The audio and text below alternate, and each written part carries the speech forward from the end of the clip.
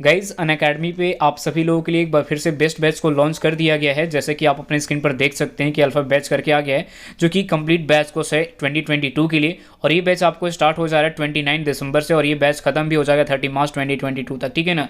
यहाँ पे मिलेंगे इंडिया के नंबर 1 एजुकेटर, अपने स्क्रीन पर देख सकते हैं। और इसमें खास बात है कि 1500 से ज़्यादा स्टूडेंट्स ने एग्जाम्स वो भी क्लियर किया है, वो भी अनअकैडमी प्लेटफॉर्म से, ठीक है ना।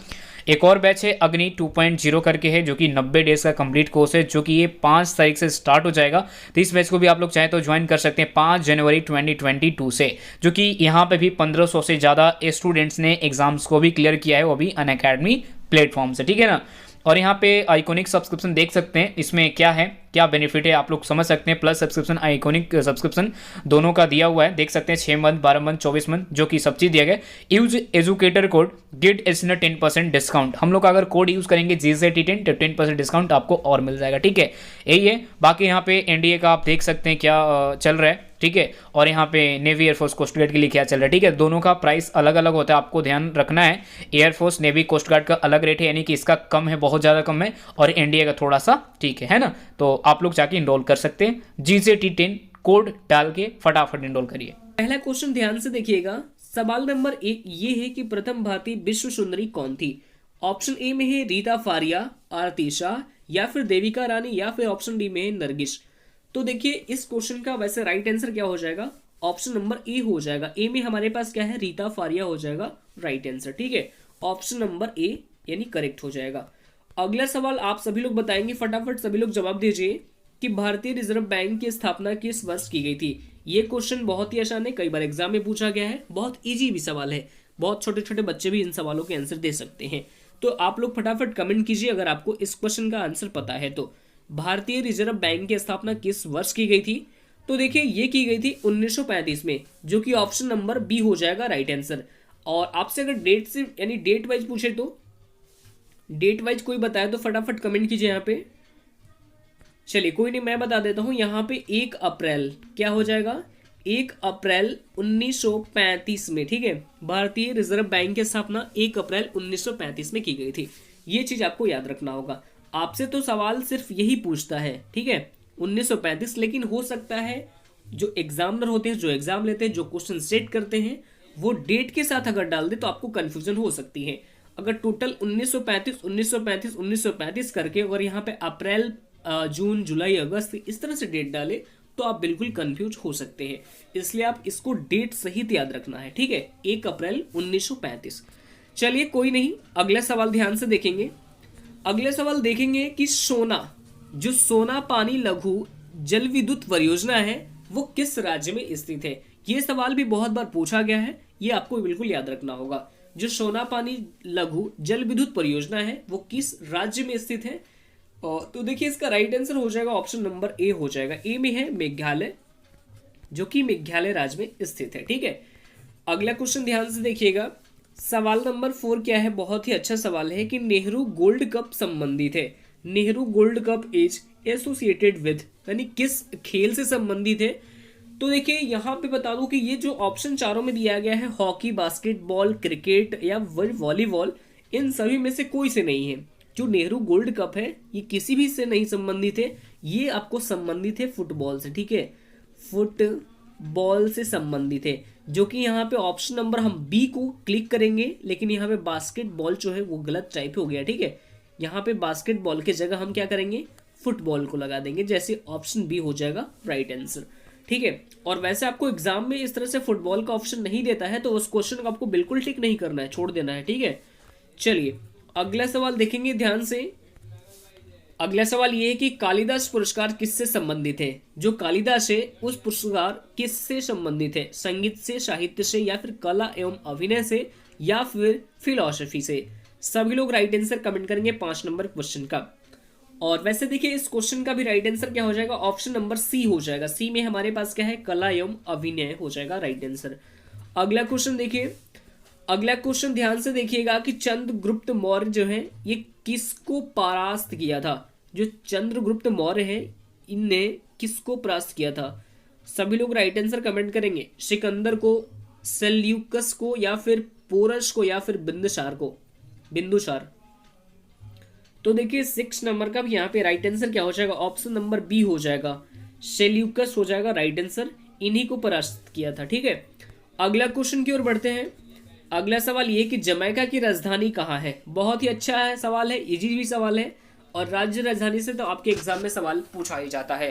राज्य राजधानी हो गया, मुख्यमंत्री हो गया, प्रधानमंत्री हो गया, अदर जो कंट्री है उनके प्रधानमंत्री, राष्ट्रपति का भी नाम हमारे यहाँ पे कुछ क्वेश्चन में राइज किया जाता है। ठीक है, तो आप इन सभी क्वेश्चनों को बिल्कुल याद रखेंगे। राज्य राजधानी, तो जमैका की जो राजधानी है वो क्या है, वो है किंगस्टन। ठीक है, ऑप्शन ए हो जाएगा इस क्वेश्चन का राइट आंसर। बहुत लोग किंग्सटाउन मार के आते हैं, ठीक है, तो ये गलत है। ठीक है, किंग्सटाउन नहीं है, पेरिस नहीं है, सिडनी नहीं है, ये क्या है, ये हो जाएगा किंगस्टन। ठीक है, अगला क्वेश्चन देखिए ध्यान से। अगला क्वेश्चन ये है कि जो हमारा कौन सा ग्रह आकार और द्रव्यमान में लगभग पृथ्वी के समान है। 8 नंबर क्वेश्चन का सभी लोग राइट आंसर कमेंट करेंगे कि कौन सा ग्रह है जो कि आकार और द्रव्यमान में लगभग क्या है, पृथ्वी के समान है। तो जो शुक्र ग्रह है, जो शुक्र ग्रह है ये क्या है, आकार और द्रव्यमान में ये लगभग पृथ्वी के समान ही है। ठीक है, शुक्र ग्रह, ऑप्शन नंबर सी हो जाएगा इस क्वेश्चन का राइट आंसर। अगला सवाल ध्यान से देखेंगे। सवाल नंबर 9 ये है कि नहर निर्माण करने वाला दिल्ली का प्रथम सुल्तान कौन था। बहुत ही अच्छा सवाल है। Who was the first sultan of Delhi to build a canal. सभी लोग राइट आंसर कमेंट करेंगे क्वेश्चन नंबर 9 का। गयासुद्दीन तुगलक, फिरोज तुगलक, या फिर बलबन, या फिर इनमें से कोई नहीं। तो देखिए 9 नंबर क्वेश्चन का right answer option number A हो जाएगा, गयासुद्दीन तुगलक हो जाएगा राइट आंसर। ठीक है, चलिए अगला सवाल ध्यान से देखेंगे। सवाल नंबर 10 ये कि चिपको आंदोलन किसने यानी किसने प्रारंभ किया। तो जो चिपको आंदोलन है ये किसने प्रारंभ किया था, तो ये किया था आपको सुंदरलाल बहुगुणा ने। किसने, सुंदरलाल बहुगुणा ने ये प्रारंभ किया था। चलिए नेक्स्ट सवाल की ओर बढ़ते हैं। अगला सवाल ये कि भांगड़ा जो बांध है किस नदी पर स्थित है। सभी लोग को पता होगा, ये सवाल बहुत ही बार एग्जाम में पूछा भी गया है। तो ये आपको बता दूं कि सतलुज नदी पर स्थित है। कौन से, सतलुज नदी, जो कि ऑप्शन नंबर सी हो जाएगा इस क्वेश्चन का राइट आंसर। नेक्स्ट सवाल की ओर बढ़ते हैं। अगला सवाल ध्यान से देखिएगा। सवाल नंबर 12 ये कि अमरनाथ की जो गुफाएं हैं वो किस राज्य में स्थित है। तो अमरनाथ की गुफाएं जो है वो जम्मू एंड कश्मीर में स्थित है, जो कि ऑप्शन नंबर डी हो जाएगा right answer, Jammu and Kashmir right answer. ठीक है, नेक्स्ट सवाल की ओर बढ़ते हैं। अगला सवाल ये है कि चांदीपुर किस राज्य में स्थित है। चांदीपुर जो है वो किस राज्य में स्थित है, तो ये ओडिशा में। ठीक है, चांदीपुर किस राज्य में स्थित है, ओडिशा में स्थित है। ठीक है, चलिए अगला सवाल देखेंगे। अगला सवाल ये है कि गीतांजलि पुस्तक किसने लिखी थी। गीतांजलि पुस्तक जो है वो किसने लिखी थी, तो ये लिखी थी आपको रविंद्रनाथ टैगोर ने। ये सारे क्वेश्चन क्या है, प्रीवियस ईयर क्वेश्चन, आपको बिल्कुल रट्टा लगा लेना है, रट लेना है। ये सभी सवाल तो आपको बिल्कुल याद होना चाहिए, क्योंकि ऐसे ही सवाल अगर आपके एग्जाम में देखते हैं तो आपको बिल्कुल याद होना चाहिए कि रविंद्रनाथ टैगोर जो है वो गीतांजलि पुस्तक ने लिखी थी। ठीक है, चलिए अगला सवाल देखेंगे। यहाँ पे अगला सवाल ये कि सिल्ली पॉइंट, जो सिल्ली पॉइंट है वो शब्द किससे संबंधित है। टेनिस, क्रिकेट, हॉकी या फिर फुटबॉल। सिल्ली पॉइंट शब्द किससे संबंधित है, तो देखिए ये संबंधित है क्रिकेट से, जो कि ऑप्शन नंबर बी हो जाएगा इस क्वेश्चन का राइट आंसर। ठीक है, नेक्स्ट सवाल की ओर बढ़ते हैं। अगला सवाल ये है कि लोकसभा के पहले स्पीकर कौन थे। बहुत ही अच्छा सवाल है। लोकसभा जो थे वो पहले स्पीकर कौन थे। सभी लोग फटाफट राइट आंसर कमेंट करेंगे क्वेश्चन नंबर 16 यानी 16 का। तो देखिए इसका राइट आंसर ऑप्शन ए हो जाएगा, जीबी बावलंकर हो जाएगा राइट आंसर। ठीक है, अगला क्वेश्चन देखेंगे ध्यान से। अगला क्वेश्चन ये है कि संसद प्रत्येक वर्ष कितने सत्र आयोजित करती है। बहुत ही अच्छा सवाल है। संसद जो भानी पार्लियामेंट है वो प्रत्येक वर्ष कितने सत्र आयोजित करती है, तो ये करती है 3 सत्र। कितने, 3 सत्र आयोजित करती है प्रत्येक साल यानी पर ईयर। ठीक है, अगला क्वेश्चन 18 नंबर क्वेश्चन ये है कि राज्यसभा के सदस्यों का निर्वाचन किस वर्षों की कालावधि के लिए होता है, यानी कितने वर्षों के लिए कालावधि के लिए होता है, तो ये होता है 6 वर्षों के लिए। कितने, ऑप्शन डी हो जाएगा 6 वर्षों के लिए। राज्यसभा के सदनों का निर्वाचन 6 वर्षों की इस कालावधि के लिए होता है। ठीक है, अगला क्वेश्चन देखेंगे यहाँ पे। कोंकणी कोंकणी किसकी शासकीय भाषा है? सभी लोग पता यहाँ पे बताएंगे राइट आंसर। कोंकणी किस राज्य नहीं बता सकते हैं, यानी किसकी शासकीय भाषा है, ठीक है। तो देखिए इसका राइट आंसर ऑप्शन डी हो जाएगा। डी में हमारे पास ऐसे दिल्ली दिया गया है, ये गलत है, टाइपिंग मिस्टेक है, ठीक है, गोवा हो जाएगा। ठीक है, गोवा हो जाएगा राइट आंसर। अगला क्वेश्चन ध्यान से देखेंगे।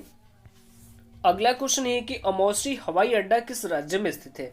ये तो सभी को पता होगा, अमौसी हवाई अड्डा किस राज्य में स्थित है? तो देखिए ये स्थित है उत्तर प्रदेश में। ऑप्शन नंबर डी हो जाएगा राइट आंसर, उत्तर प्रदेश में, ठीक है। नेक्स्ट सवाल, अगला सवाल ये है कि एनसीपी भारतीय राजनीति पार्टी, एनसीपी का पूरा नाम क्या है? एनसीपी सभी को पता होना चाहिए, भारतीय राजनीतिक पार्टी एनसीपी का पूरा नाम क्या है? तो भाई भारत में आप रहते हो तो एनसीपी तो पता होगा। एनसीपी सभी लोग बताइए फटाफट, ये तो सभी को पता होगा यार, नेशनलिस्ट कांग्रेस पार्टी, ठीक है।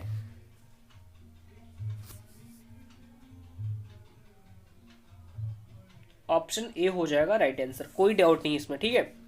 चलिए आगे बढ़ते हैं। अगला सवाल बहुत ही अच्छा सवाल, ये सारे पॉलिटिक्स की सवाल है और ये सवाल आपके कई बार एग्जाम में पूछा गया है कि भारत में वोट देने की न्यूनतम पात्रता जो उम्र होती है वो क्या होती है? तो ये 18 साल, आप सभी को पता है, 18 वर्ष, ठीक है। अगला क्वेश्चन की ओर बढ़ते हैं। यही सब सवाल तो आपके आते हैं, ये सारे क्वेश्चन प्रीवियस ईयर है, ठीक है, तो आपको बिल्कुल याद रखना होगा। लाल बहादुर शास्त्री का जन्म वर्ष किस वर्ष में मतलब हुआ था? जो लाल बहादुर शास्त्री है उनका जन्म किस वर्ष में हुआ था? तो ये हुआ था आपको 1904 में। 1904 में लाल बहादुर शास्त्री का जन्म हुआ था। अगला सवाल ध्यान से देखेंगे।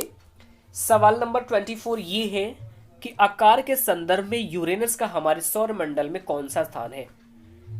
तो देखिए ये है आपका चौथा स्थान, जो कि ऑप्शन नंबर डी हो जाएगा, चौथा स्थान है। नेक्स्ट देखेंगे यहाँ पे कि प्लूटो की खोज किसने की थी? 25 नंबर क्वेश्चन, और ये है आज का लास्ट क्वेश्चन। प्लूटो की खोज किसने की थी? तो प्लूटो की खोज किसने की थी? तो ये थी कि क्लाइड टॉम्बो ने। किसने? क्लाइड टॉम्बो ने की थी, जो कि ऑप्शन नंबर डी हो जाएगा। और वहाँ पे आपको याद रखना होगा Clyde Tombow, option number D, ठीक है। तो आज के लिए इतना ही। अगर आपको ये वीडियो अच्छा लगा तो वीडियो को लाइक कीजिए और अपने स्टडी ग्रुप में एटलीस्ट एक शेयर भी कर दीजिए, ठीक है। और कल से जो हमारा ये है, कल से आपको बिल्कुल याद रखना होगा, कल से आपको सुबह, यानी सुबह के कितने, सुबह के आपको 6 बजे बिल्कुल लाइव क्लास चलेगा, ठीक है। सुबह कितने बजे? 6 बजे आपको लुसेंट जीके की बिल्कुल लाइव क्लास चलेगी, और शाम को 7:30 बजे। ये 2 टाइम आपको बिल्कुल याद रखना होगा। और बाकी के बीच में जो दोपहर के समय होगा उसमें आपको यानी कि रीजनिंग की क्लास ली जाएगी, ठीक है। तो आज के लिए इतना ही, फिर मिलते हैं नेक्स्ट वीडियो में। धन्यवाद।